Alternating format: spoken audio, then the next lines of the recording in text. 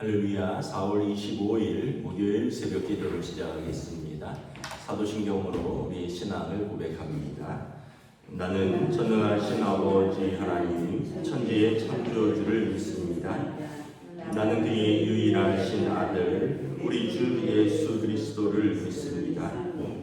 그는 성령으로 잉태되어 동정녀 마리아에게서 나시고 본유 빌라도에게 고난을 받아 십자가에 못 박혀 죽으시고 장사된 지 사흘 만에 죽은 자 가운데서 다시 살아나셨으며 하늘에 오르시어 전능하신 아버지 하나님 우편에 앉아 계시다가 거기로부터 살아있는 자와 죽은 자를 심판하러 오십니다. 나는 성경을 믿으며 거룩한 공교회와 성도의 교제와 죄를 용서받는 것과 몸의 부활과 영생을 믿습니다. 아멘. 찬송가 94장 찬양하시겠습니다. 찬송가 94장입니다.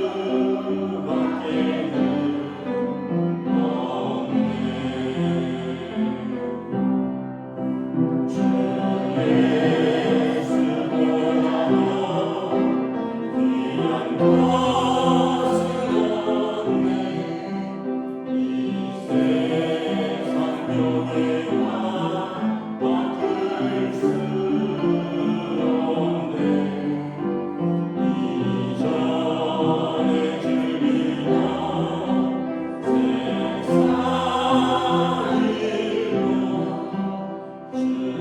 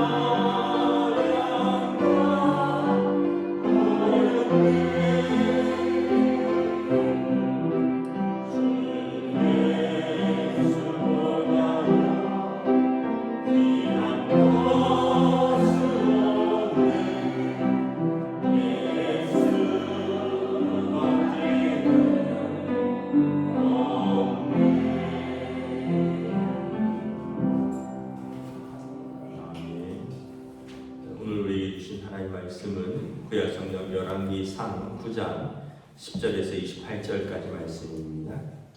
열왕기상 9장 10절에서 28절까지 말씀입니다. 다 찾으신 줄 알고 저 여러분들이 한 절씩 교도하도록 하겠습니다. 열왕기상 9장 10절부터 28절입니다. 솔로몬이 두 집 곧 여호와의 성전과 왕궁을 20년 만에 건축하기를 마치고 갈림 땅의 성읍 20곳을 히람에게 주었으니 이는 두로왕 히람이 솔로몬에게 그 온갖 소원대로 백향목과 잣나무와 금을 제공하였습니다. 히람이 두로에서 와서 솔로몬이 자기에게 준 성읍을 보고 눈에 들지 아니하여 이르기를 내 형제여 내게 준 이 성읍들이 이러한가 하고 이름하여 갑을 당이라 하였더니 그 이름이 오늘까지 있었느니라. 히람이 금 120달란트를 왕에게 보내었더라. 솔로몬 왕이 역풍을 일으킨 까닭은 이러하니 여호와의 성전과 자유왕궁과 밀로와 예루살렘 성과 하솔과 무길도와 게셀을 건축하려 하였으니라. 전에 애국왕 바로가 올라와서 게셀을 탈취하여 불사르고 그 성읍에 사는 가나안 사람을 죽이고 그 성읍을 자기 딸 솔로몬의 아내에게 예물로 주었더니 솔로몬이 게셀과 아래 벤호론을 건축하고 또 바알랏과 그 땅에 들에 있는 다드몰과 자기 모든 국고성과 병거 성들과 마병의 성들을 건축하고 솔로몬이 또 예루살렘과 레바논과 그가 다스리는 온 땅에 건축하고자 하는 것을 다 건축하였는데 이스라엘 자손이 아닌 아모리 사람과 헷 사람과 브리스 사람과 히위 사람과 여부수 사람 중 남아있는 모든 사람 곧 이스라엘 자손이 가면하지 못함으로 그 땅에 남아있는 그들의 자손들을 솔로몬이 노예로 영분을 삼아 오늘까지 이르렀을 때 다만 이스라엘 자손은 솔로몬이 노예를 삼지 아니하였으니 그들은 군사와 그 신하와 고관과 대장이며 병거와 마병의 지휘관이 되리었더라. 솔로몬의 이 일을 감독하는 군물이 550명이 있어 이를 다스렸더라. 바로의 딸이 다윗성에서부터 올라와 솔로몬이 그를 위하여 건축한 궁에 이를 때 솔로몬이 밀로를 건축하였더라. 솔로몬이 여호와를 위하여 쌓은 제단 위에 해마다 3번씩 번제와 감사의 제물을 드리고 또 여호와 앞에는 제단에 분향하니라. 이에 성전 짓는 일을 마치니라. 솔로몬 왕이 에돔 땅 홍해 물가의 엘론 근처의 시온게벨에서 배들을 지은지라. 히람이 자기 종족 곧 바다에 익숙한 상들을 솔로몬의 종과 함께 그 배로 보내매 함께 읽습니다. 그리고 오빌에 이르러 거기서 그 420달란트를 얻고 솔로몬 왕에게 가져왔더라. 아멘. 할렐루야. 오늘도 우리에게 새날을 주셨습니다. 하나님께서 은혜와 평강을 함께 해주시길 축복합니다. 솔로몬의 별명이 두 개가 있습니다. 하나는 지혜의 왕이고요. 하나는 건축 왕입니다. 우리가 오늘 10절에 있는 것처럼 성전을 7년 동안 그리고 자기 왕궁을 13년 동안 도합 20년 동안 건축을 했습니다.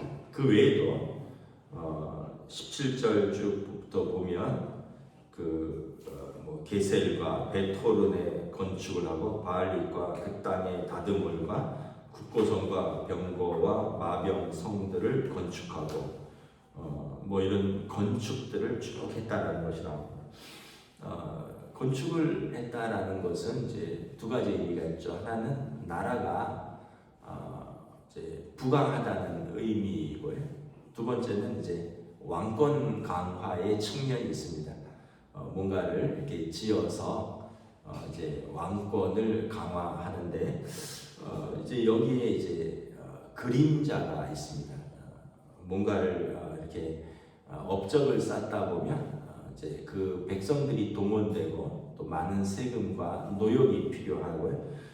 이런 어떤 그림자들을 나오는데 오늘 보면 이제 지혜의 왕으로서의 솔로몬의 업적은 앞에 잘 나왔고 오늘은 이제 건축 왕으로서 솔로몬 업적의 그림자들을 좀 보여줍니다. 첫째는 뭐냐면 11절에 보면 그 레바논의 백향목과 또 잣나무와 그 금을 이제 제공받으면서 두로왕 히람에게 갈릴리 성읍 20곳을 넘겨줍니다.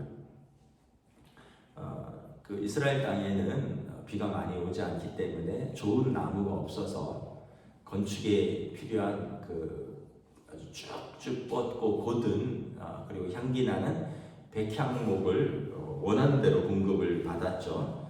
아버지 친구 두로왕 히람으로부터 받으면서 넘겨준 것이 뭐냐 하면 갈릴리 땅 성읍 20곳입니다.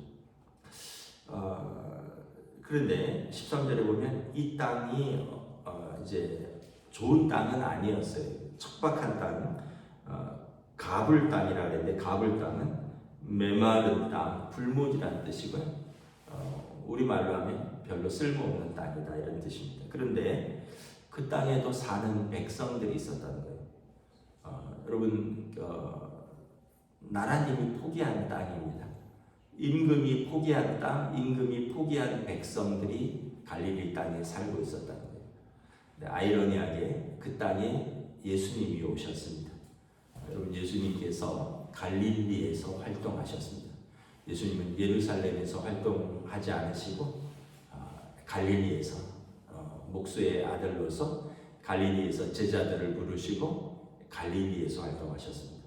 우리가 이걸 보면서 세상은 포기하고 세상은 쓸모없는 땅이라 그러고 세상은 별 볼 일 없다라고 하는 그곳에 예수님이 오셔서 그 사람들을 위하여 말씀을 전하시고 하나님 나라를 전파하시고 병을 고치고 귀신을 쫓아내시고 그래서 갈릴리의 빛으로 오셨습니다. 한편 위로가 되는 것은 우리가 성경을 읽으면서 많은 사람들이 질그릇과 같은 내 인생 좀 보잘것없고 또 세상에서 별로 내세울 것도 없는 내 인생 그런데 사도 바울의 표현에 의하면 그 질그릇 같은 우리 인생에 우리가 보화를 가졌습니다. 생명의 빛이시고 구원의 빛이신 예수 그리스도를 우리가 품게 된 것입니다. 그래서 하나님은 항상 공평하셔요. 모든 약한 자들의 편에 서십니다. 약한 자들을 더 생각하셔요. 오늘 본문에 보면 솔로몬 왕이 팔았던 어떻게 보면 자기 집 지으려고 나무 받고 자기 백성과 자기 땅을 팔았던 그 갈릴리 땅 여러분 그 땅의 백성들은 얼마나 상처가 됐겠습니까? 가뜩이나 메마른 땅 불모지 같은 땅에 살면서 먹고 살기도 힘든데 아니 임금이 건축하느라고 자기네를 이웃 나라에 파는 거거든요.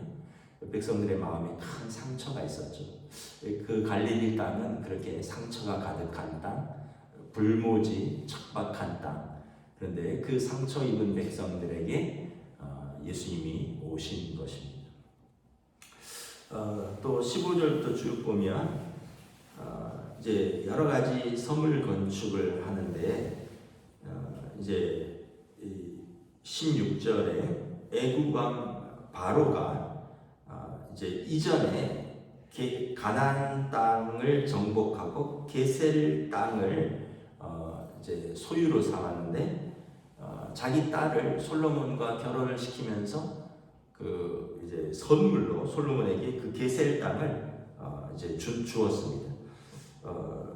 그러니까 다시 말하면 그 솔로몬 왕이 나라의 번영과 또 외교적으로 평화를 위해서 강대국 이웃 나라들의 공주들과 결혼을 하였죠.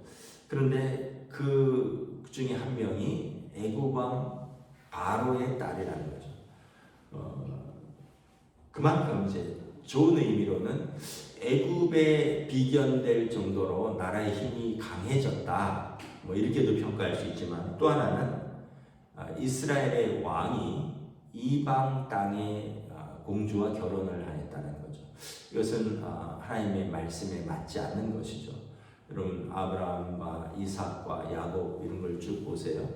아브라함이 이삭의 결혼을 위해서 가나안 땅의 여자를 찾지 말고 이제 고향 하란으로 가서 이제 그 리브가를 찾아오라고 하잖아요.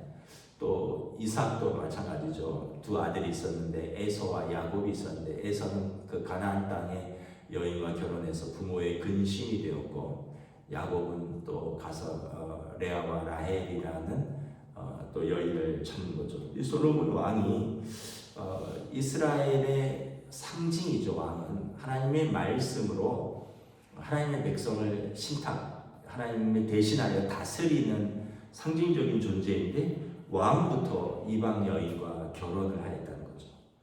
이것은 잘못되었고, 이후에 이 이방 여인들을 위한 궁을 짓습니다. 24절에 보면 바로의 딸이 다윗성에서부터 올라와 솔로몬이 그를 위하여 건축한 궁에 이를 때 솔로몬이 밀로를 건축하였더라. 강대국의 공주를 이제 왕비로 데려왔으니까 그를 위하여 따로 성을 건축하고, 그곳에 바로의 딸이 혼자 온 게 아니라 시종들도 왔을 것이고, 그리고 이집트의 신들도 데려왔을 것이고, 그 이방 문화들도 데려오고, 나중에 이 땅이 이방 신과 이방 문화로 혼탁해지는데 이 결혼이 이제 영향을 미칩니다.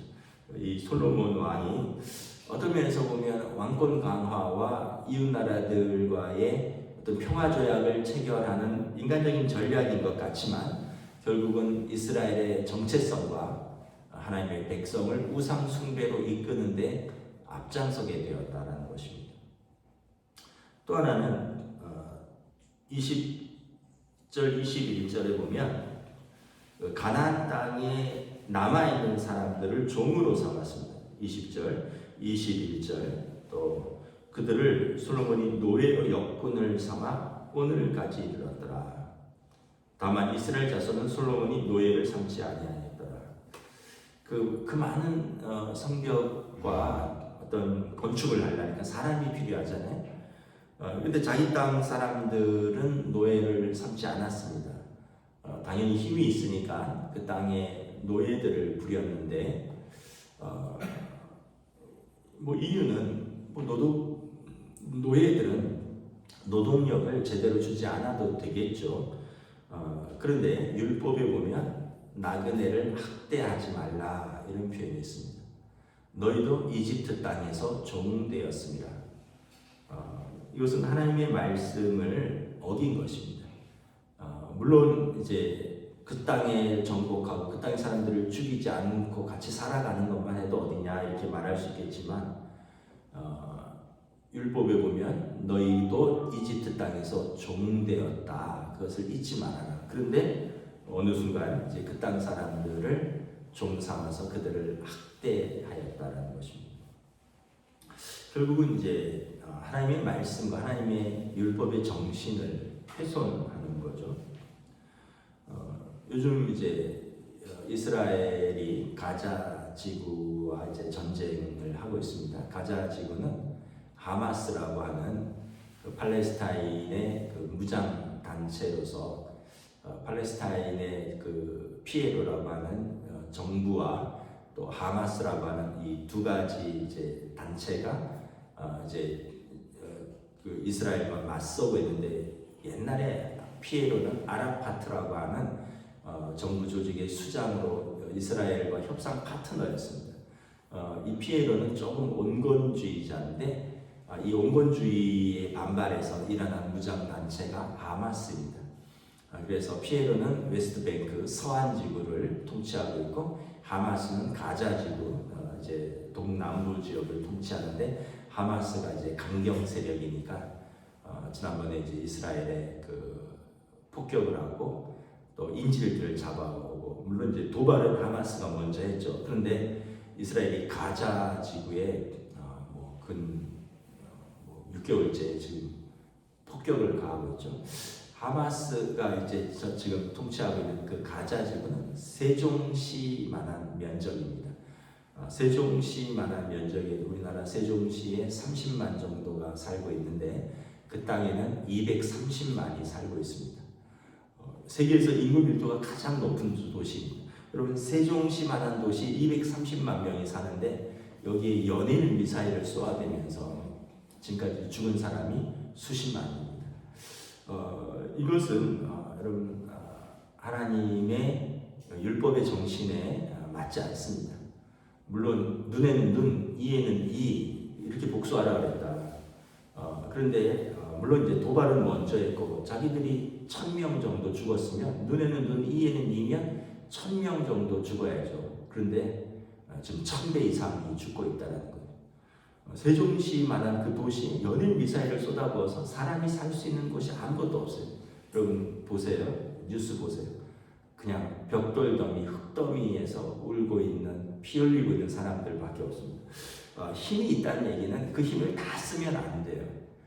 힘 있는 사람은 그 힘으로 약한 사람들을 도와야 되고 그 힘으로 하나님의 일을 해야 되는데 그 힘으로 약한 사람들을 더 착취하고 그 힘으로 이제 어떤 면에서 보면 자기를 더 기쁘게 하면 하나님께서 그 힘을 빼앗아가 버립니다.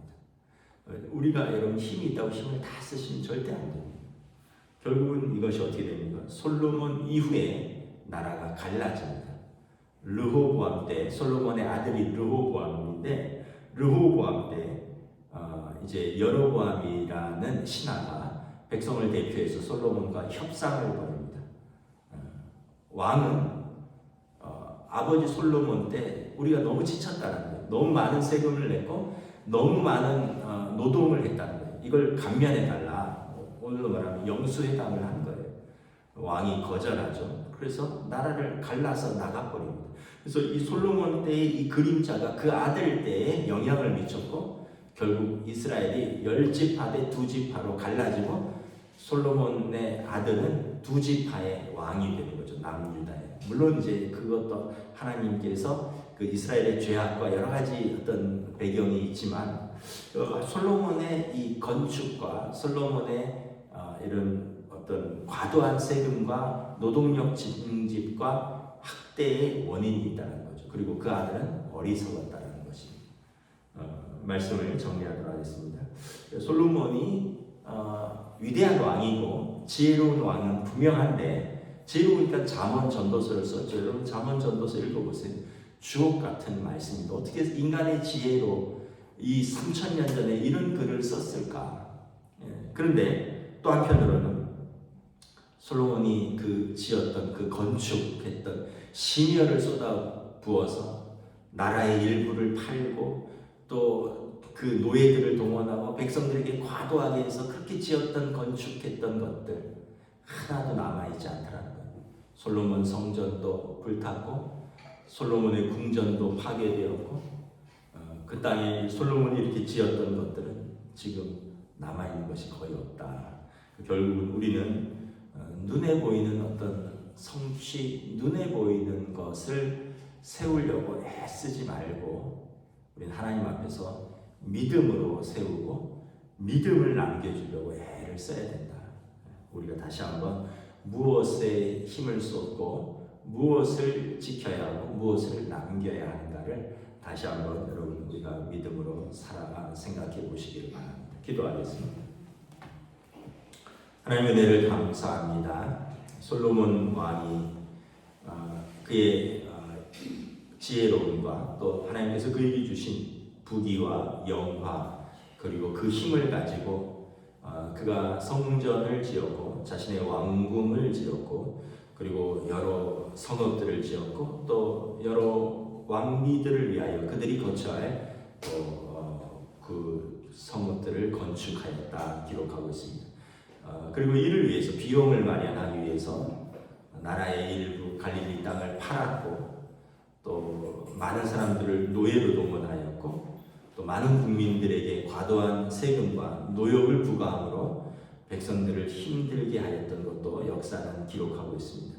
결과적으로 하나님께서 원하셨던 것을 솔로몬은 이룬 것도 있고 또 반대로 하나님의 뜻과 어긋나게 행한 것들도 있는데, 하나님께서 그에게 주셨던 지혜는 하나님의 말씀을 경청하고 백성들의 말을 경청하고 백성들의 마음을 읽고 선악간에 분별할 수 있는 지혜를 주셨고, 물론 그것을 통하여 나라를 다스리는 것도 있지만 또 그것을 통하여 자기 영광과 또 어떤 나라의 건축을 하면서 수많은 그림자와 또 수많은 눈물이 있었다는 것을 역사는 기록하고 있습니다. 그리고 이러한 평가 속에서 무엇이 남았고 무엇이 없어졌는가, 우리가 다시 한번 우리의 삶에서 우리는 무엇을 남길 것이고 또 우리는 무엇을 위해서 우리 삶에 힘쓸 것인가, 솔로몬의 교훈을 통하여 돌아볼 수 있기를 원합니다. 하나님 앞에서 믿음의 삶, 하나님을 경외하는 삶, 우리에게 주신 사람들을 사랑하는 삶을 힘써 살며 이것들을 남길 수 있기를 원합니다. 우리 주 예수 그리스도의 이름으로 감사하며 기도드리옵나이다. 아멘. 하늘에 계신 우리 아버지, 아버지의 이름을 거룩하게 하시며 아버지의 나라가 오게 하시며 아버지의 뜻이 하늘에서와 같이 땅에서도 이루어지게 하소서. 오늘 우리에게 일용할 양식을 주시고 우리가 우리에게 잘못한 사람을 용서하여 준 것 같이 우리들을 용서하여 주시고 우리를 시험에 빠지지 않게 하시고 악에서 구하소서. 나라와 권능과 영광이 영원히 아버지의 것입니다.